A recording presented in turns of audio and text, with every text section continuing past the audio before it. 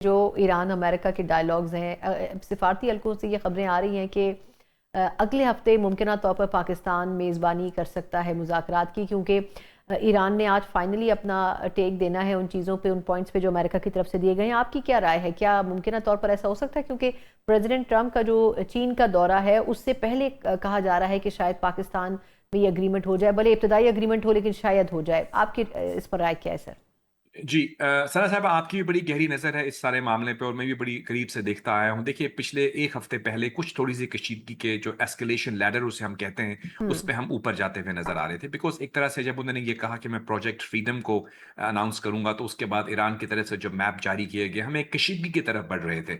लेकिन मुझे एक दफ़ा फिर ये कहना पड़ेगा, नॉट बिकॉज मैं एक पाकिस्तानी सफारतकार रह चुका हूँ, बल्कि मुझे अगर मैं इंडिपेंडेंटली भी देखूँ तो पाकिस्तान की जो सफारतकारी इस हवाले से हुई, मैं समझता हूँ इट इज हैट्स ऑफ। यानी हमारे अहम तरीन जो अशखास हैं, उन्होंने रब्ता किया वहां पे और उस तमाम प्रोसेस को जो है उन्होंने एक्सप्लेन करने की कोशिश की। देखिए, हम इस सारे मसले को डी एस्केलेट कर रहे हैं, लेकिन इस किस्म की जो स्ट्रैटेजी चाहे वो ईरान लेकर आता है, यानी वो आपने उसको मजीद बंद करने की बात कर रहा था, यहाँ से प्रेसिडेंट ट्रंप उसको खोलने की बात कर रहे थे, यानी हम कशीदगी की तरफ जा रहे थे। लेकिन एक दफा फिर मैं आपको बता सकता हूं कि 2-3 दिन पहले बड़ी इंटेंसिव डिप्लोमेसी की गई हम्म। पाकिस्तान की तरफ से, बिहाइंड द सीन्स की गई, और बहुत अहम तरीन हमारे जो लोग थे वो उसमें शामिल थे और अल्हम्दुलिल्लाह उसमें कामयाबी हुई। आपने देखा कि खुद जब प्रेसिडेंट ट्रंप ने वहां पे पोस्ट किया ट्रूथ सोशल में, तो उन्होंने कहा कि on the request of Pakistan once again. हम्म। उनको ये कहने की जरूरत नहीं है। देखिए, सफारतकारी में आप कभी भी रिपीट नहीं करते चीजों को, लेकिन जब रिपीट उस वक्त की जाती है जब रियली वो मीन कर रहे होते हैं उनको। तो उन्होंने कहा कि पाकिस्तान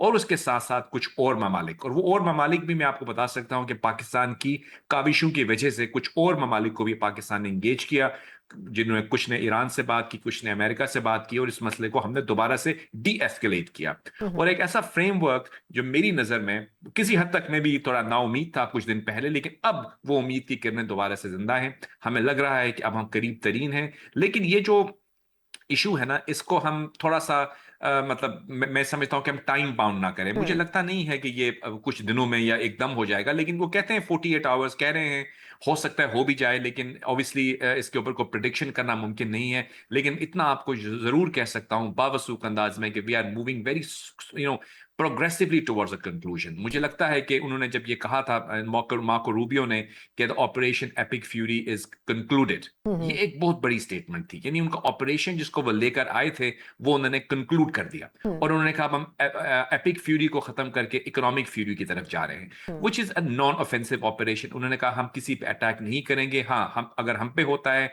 हम उसको डिफेंड करेंगे। तो मतलब ये कंप्लीटली स्ट्रेटेजिक शिफ्ट है। हम्म। इससे ये नजर आ रहा है कि ये जंग खात्मे की तरफ जा रही है। और ईरान की तरफ से भी अनफॉर्चुनेटली जो एक हमला उन्होंने किया, एक कुछ हमले यूएई पे, जिसको पाकिस्तान ने फौरन कंडेम किया, वो एक उनकी तरफ से मिस्टेक थी, उनको नहीं करना चाहिए था, और आई होप फ्यूचर में भी नहीं करेंगे।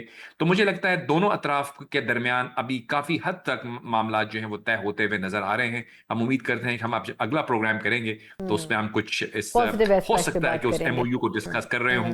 हूं जो उनके दरमियान एग्री होगा जबरदस्त, इंशाल्लाह। बिल्कुल ठीक कह रहे हैं। बहुत बहुत शुक्रिया।